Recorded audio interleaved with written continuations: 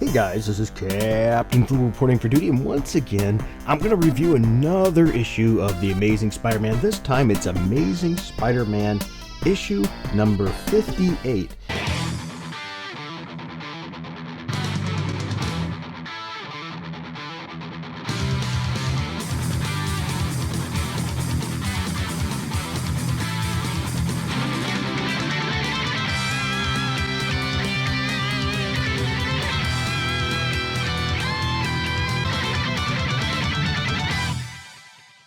As you can see here, the writer is Nick Spencer, and I'm going to butcher that penciler's name.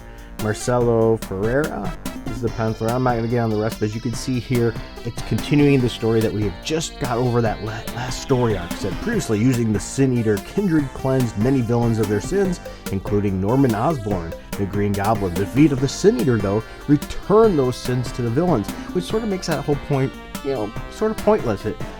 But I can understand that you sort of got to put the pieces back sometimes to continue using those characters.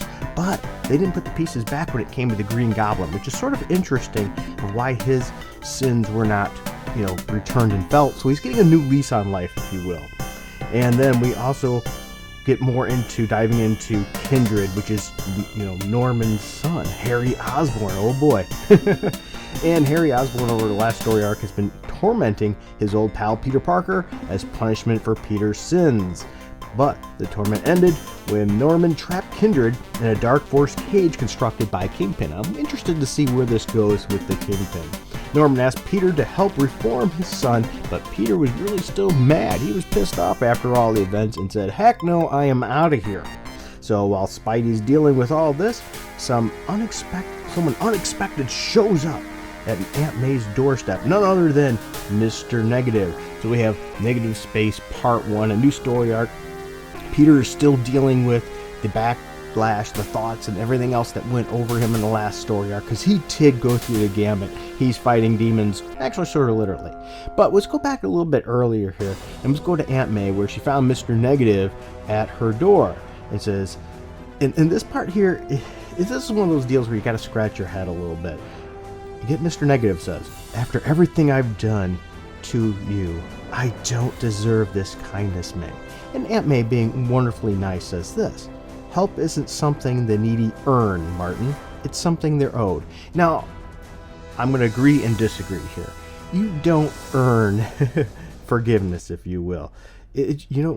You just don't get that. Help is something we give, but that's the thing. Nobody owes anybody help. That owed is malarkey. Now, don't get me wrong. Don't pull out the pitchforks, though, and get all mad. Nobody owes anybody anything, but it doesn't mean you shouldn't do it.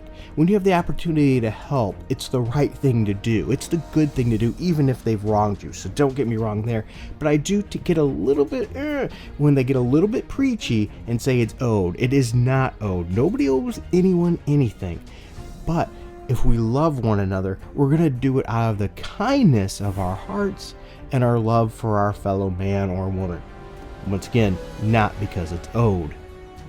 Now, a cool thing the next page gives us is Mr. Negative and how his plan worked out to remove his sins. He quit the fighting of the negative side, and he gave in and used Sin Eater to clear him of his sins, which was really a pretty cool move if you think about it.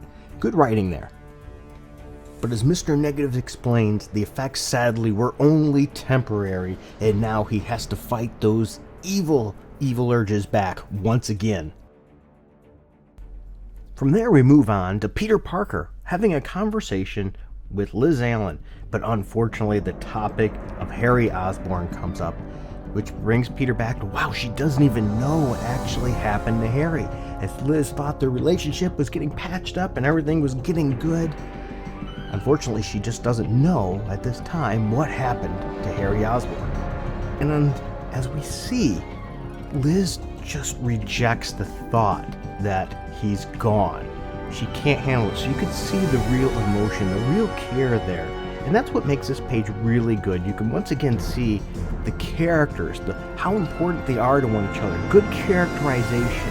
We really missed a lot of good characterization in Dan Slott's tenure. For his period of time, characterization was done very poor.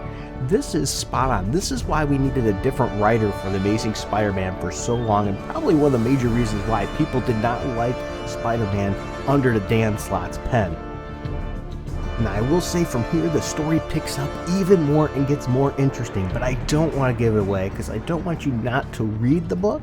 I want to let you know that it continues on an interesting path, and I really like where this story is going here, and the surprises, if you will, in the characterization, and I think you will too. We've been missing this in Amazing Spider-Man for a long time, and I think it's coming back to rare form. Even lately, even though the stories were good, they just seemed a little over the top and lacking a little bit on the character side, whereas this is down back to form, focusing on Peter's characters. He has a rich background group of characters, can really make an interesting story, and I don't think you'll be wasting your money on this issue. I think this is one definitely get into. If you want a jumping on point for ASM and you've been holding off a little bit, here's a new story arc, and I don't really think that you can go wrong by checking it out. Alright, if you enjoyed this, please be sure to hit like, subscribe, hit that notification bell, and if you don't mind, help out the channel. By doing those things is great, but leave a comment below. What are your thoughts? And I want to take a moment to say thank you to these wonderful supporters here